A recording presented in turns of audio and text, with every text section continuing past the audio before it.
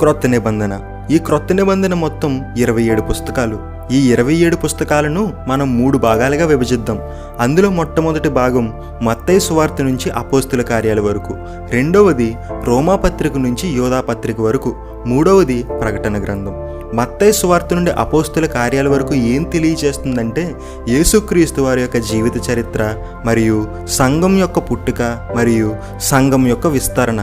రెండవదిగా రోమా పత్రిక నుండి యోధా పత్రిక వరకు ఏం తెలియజేస్తుందంటే ఏర్పడినటువంటి సంఘం ఏ విధంగా నడుచుకోవాలి, ఏ విధంగా దేవునిలో బలపడాలి అనేటువంటి విషయాల్ని తెలియజేస్తుంది ప్రకటన గ్రంథం. ఈ ప్రకటన గ్రంథం ఎందుకు స్పెషల్ అంటే దీనిలో చారిత్రతో కూడినటువంటి భవిష్యత్తు జ్ఞానం ఉంటుంది. అంటే జరిగిపోయింది, జరుగుతున్నది, జరగబోయేది కూడా ఈ ప్రకటన గ్రంథంలో ఉంటుంది. కాబట్టి ఈసారి క్రొత్త నిబంధన చదివేటప్పుడు వీటిని మనసులో పెట్టుకొని చదివినట్లయితే మనకి క్రొత్త నిబంధన